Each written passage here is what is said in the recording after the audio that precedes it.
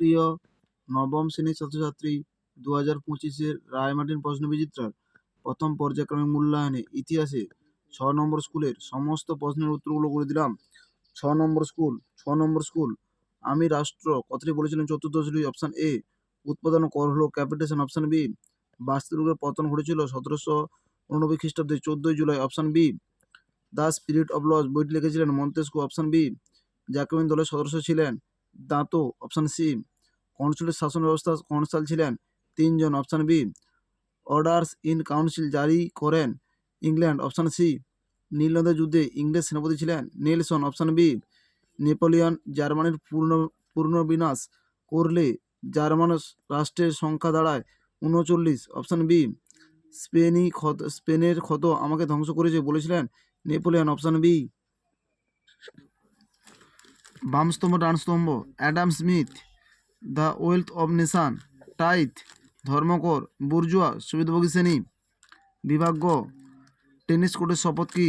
43 নম্বর পৃষ্ঠা 16 দাগের প্রশ্নের উত্তরটি তোমরা দেখো। 43 নম্বর পৃষ্ঠায় 16 দাগে টেনিস কোর্টের শপথ। টেনিস কোর্টের শপথ 55 নম্বর পৃষ্ঠা 36 দাগের প্রশ্নের উত্তরটাও তোমরা লিখতে পারো। ব্রাউন্স ঘোষণাপত্রতে কি বলা হয়েছিল? 56 নম্বর পৃষ্ঠার 55 দাগের প্রশ্নের উত্তরটি তোমরা দেখো। ব্রাউন্স ঘোষণাপত্র কি? 56 নম্বর পৃষ্ঠার 55 দাগের প্রশ্নের উত্তরটি তোমাদের লিখতে হবে। অভিজাত বিদ্রোহ কি? 43 নম্বর পৃষ্ঠা 14 দাগের প্রশ্নের উত্তরটা তোমরা লিখতে পারো। 53 নম্বর পৃষ্ঠা 20 দাগে 53 নম্বর পৃষ্ঠা 20 দাগের প্রশ্নের উত্তরটি তোমরা দেখো। অভিজাত বিদ্রোহ কি?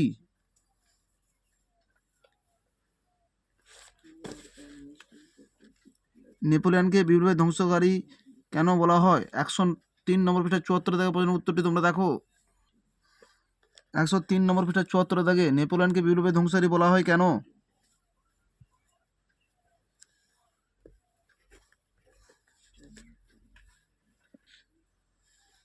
ফ্রান্সে কি আদৌ সন্ত্রাসের রাজত্ব চালু করার প্রয়োজন ছিল? ব্যাখ্যা করো। 35 নম্বর পৃষ্ঠা 11 দাগের প্রশ্নের উত্তরটি তোমরা দেখো। সন্ত্রাসী শাসনের সুফল ও কুফলগুলি লেখো।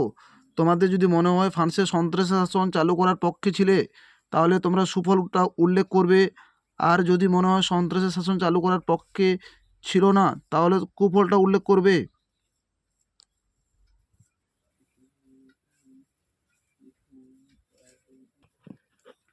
মহাদেশীয় অপরাধ ব্যবস্থা কি? এই প্রশ্নের উত্তরটি 81 নম্বর পৃষ্ঠা 11 দাগের প্রশ্নের উত্তরটি তোমরা দেখো। মহাদেশীয় ব্যবস্থা কি? এই প্রশ্নের উত্তরটি এইখান থেকে এত লিখতে হবে।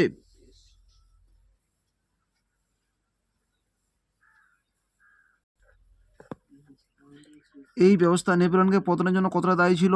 90 নম্বর পৃষ্ঠা 17 দাগের প্রশ্নের উত্তরটি তোমরা দেখো। মহাদেশীয় অপরাধ ব্যবস্থা নেপোলিয়নের পতনের জন্য কতটা দায়ী ছিল?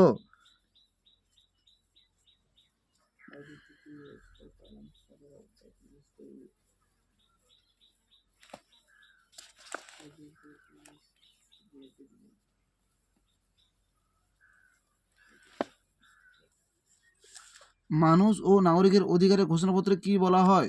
46 নম্বর পৃষ্ঠা 22 দাগের প্রশ্নের উত্তরটি তোমরা দেখো। 46 নম্বর পৃষ্ঠা 22 দাগের প্রশ্নের উত্তরটা তোমাদের লিখতে হবে।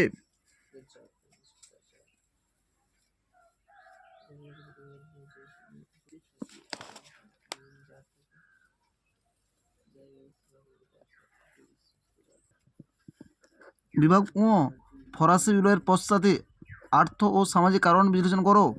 26 নম্বর পৃষ্ঠা 1 দেওয়া প্রশ্নের উত্তরটি তোমরা দেখো। ফরাসি বিপ্লবের সামাজিক ও অর্থনৈতিক কারণ তোমাদের উল্লেখ করতে হবে। সামাজিক কারণ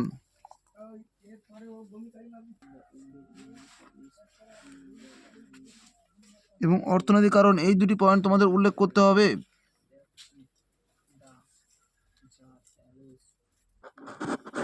নেপোলিয়ন কেন রাশিয়া আক্রমণ করেছিল? এই অভিযান কেন ব্যর্থ হয়েছিল? 94 চুরানব্বই নম্বর পৃষ্ঠা 30 দাগে এবং 31 দাগের প্রশ্নের উত্তরগুলো তোমরা দেখো। 94 নম্বর পৃষ্ঠা 30 দাগে প্রশ্নের উত্তরটি নেপোলিয়ন কেন রাশিয়া আক্রমণ করেছিলেন, এবং 31 দাগের প্রশ্নটি হলো রাশিয়া আক্রমণের ব্যর্থতা নেপোলিয়নের উপর কী প্রভাব ফেলেছিল। এই দুটি প্রশ্নের উত্তর তোমাদের উল্লেখ করতে হবে।